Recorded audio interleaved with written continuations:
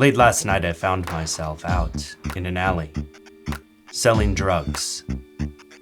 And like any seasoned drug dealer, I was doing it all on my calculator. How did calculator games become so big? From the 1990s to today, they've been a ubiquitous part of high school life.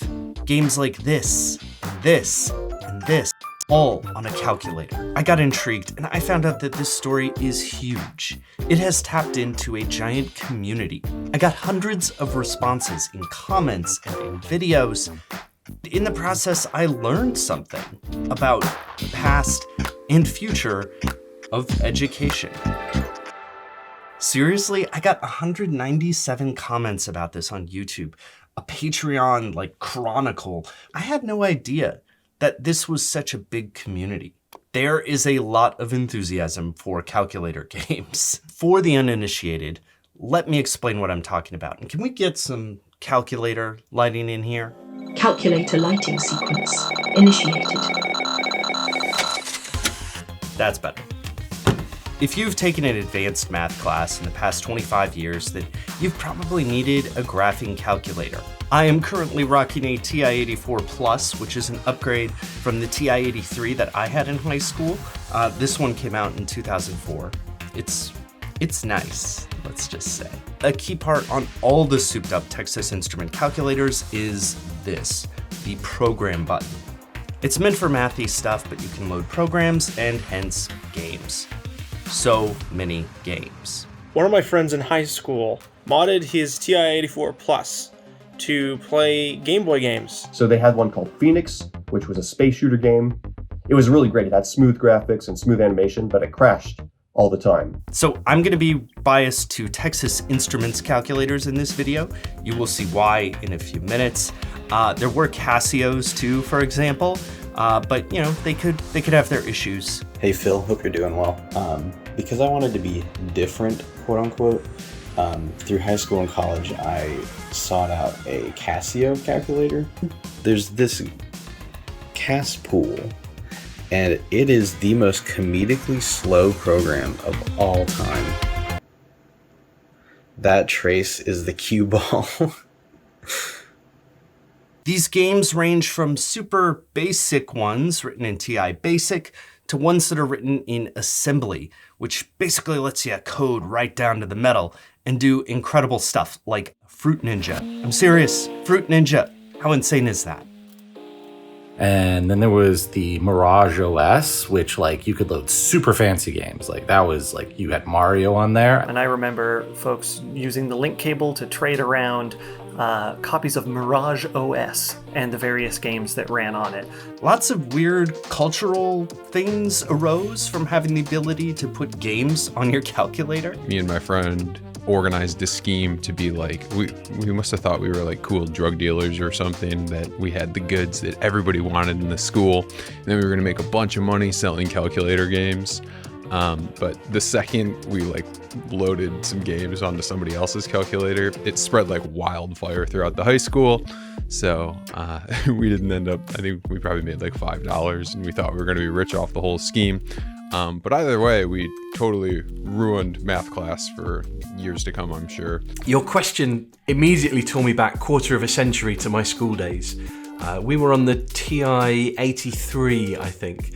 And being able to play games on this thing that we were required to have for maths classes felt subversive and possibly illegal. So that's what they are, but I had a lot of questions, how did a robust games ecosystem emerge on a device meant for cosines and sines and tangents? And I had a few high schoolers tell me that though phones are bigger, these games are still around today. I would say calculator games are still totally relevant in high school, at least with the kids who know how to load programs onto their calculators from their computer. Personally, I don't have a ton of time anymore. I'm more busy actually learning math. Why is this calculator relevant today? Why are calculator games still a thing? I think to answer that, you've got to figure out how calculators got into classrooms in the first place. Now, we could go way back to the founding of the College Board or the invention of the handheld Texas Instruments calculator, but I think a good place to start is in the 1980s. There was a lot of anxiety about putting calculators in the classroom. But in the late 1980s, there was also an agenda for action. The National Council of Teachers of Mathematics recommended mathematics programs take full advantage of the power of calculators and computers at all grade levels, and that teachers should acquire computer literacy. None of this was obvious at the time. People were really worried about cheating, and I can tell you that calculator cheating, it happened. I may have committed some of it. Though there were defenders, poetically, some saw calculators as the liberation of math's prose from its grammar. But calculators gained steam, showing up in new curricula like this from 1989. This was a big change in education. In 1994, calculators showed up on the SAT. And while I read one paper that chronicled a pretty bumpy ride, basically everybody followed the College Board's decision to add scientific and then graphing calculators. As early as 1999, the New York Times wrote that calculators were starting to throw teachers a new curve. But that's just the beginning, because there were a lot of approved calculators on that list. How did Texas Instruments calculators get so dominant that they could be the basis for an entire games ecosystem? How long have I been coming to the conference? It would have to be close to 10 years. It's the opportunity to be around people who love teaching, who love using technology to enhance learning. This is a clip from the annual T3 conference. It's been virtual lately, but it is a place where Texas Instruments teaches teachers how to work with calculators. I actually left out that the calculators in math movement had two giant figures, Franklin D. Demana and Bert K. Waits. They were pioneers for math education and wrote textbooks like this bad boy. They started a conference, Computers and Calculators in Pre-Calculus, C2PC, and that turned into Teachers Teaching with Technology in 1992, T3. They were really fans of letters and little exponent-y number things, I guess. And that quickly became a Texas Instruments sponsored event. By 1994, TI had long been on a computer education path, and calculators were an obvious next step. The calculator development timeline lines up perfectly with the education movement, starting with the TI-81 and improving throughout the 90s. The 1996 TI-83 was crucial for power and gaming. Today, Texas Instruments gives teachers continuing education credits and a certificate of attendance they can submit to their district if they go to a conference. They have teacher leaders too, where you can go to a training session with all expenses paid. And they have a phone support line. To be clear, our beloved Cassiovians have something like this too, but it looks to me to be more popular internationally, while Texas Instruments dominates that US market. Is Casio Pool still loading, by the way? All the other balls go out, and they're also traced. I think you can go two ways with this. You can say, that's why Texas Instruments dominates, they paid off all the teachers, and now we have calculator games because of it. And it is true that calculators can be emulated by way cheaper web software. But I think the truth is somewhere in the middle. I mean, they've got to learn how to use the calculator somewhere, right? Regardless of what you think, this helped Texas Instruments become a dominant market player.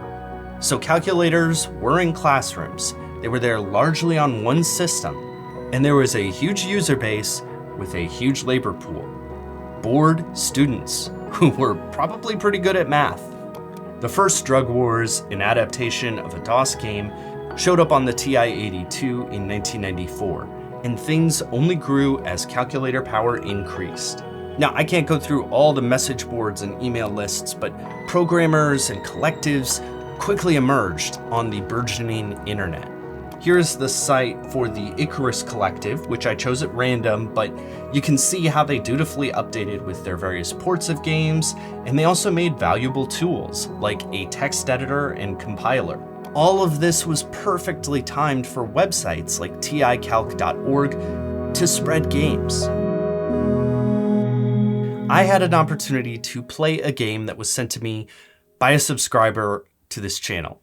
games on graphing calculators what kickstarted my interest in programming. I have gotten to hear so many stories about people making their own games.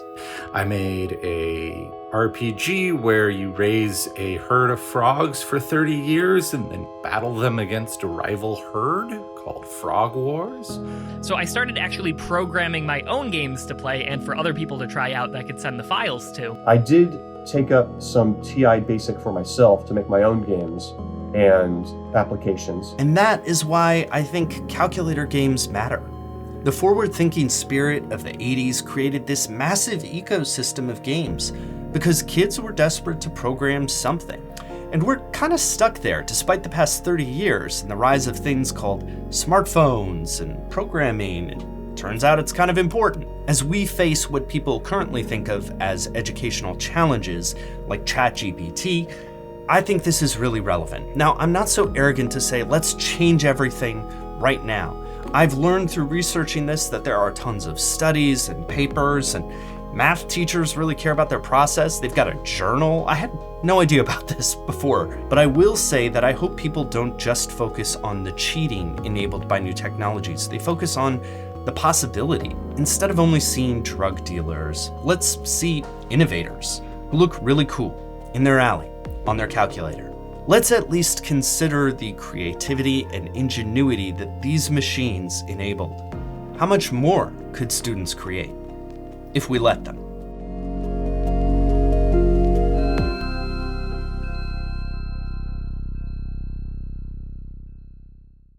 Thank you so much for watching this video. If you haven't been here before, this is a personal channel where I post personal videos, history videos, stuff like that. Today I am gratuitously using a new toy that I got. You can probably see the camera moving. Anyway, I really want to thank you for watching this and also participating in this video. I think this started with a poll that I put out, and then there was such a strong response that I decided to open it up to feedback from everybody who subscribes to this channel, and it was awesome. I took such a different angle than I would have taken otherwise, and I got to see so many great videos and read so many responses, so it was really cool. Thank you for that. There is a reaction video to this one where I share some commentary about it. That's over on Patreon. Otherwise, I'd love to know more calculator stories that you might have. I'm sure there's a lot that people are able to share, and hopefully I'll see you in the next video. All right, thanks a lot for watching.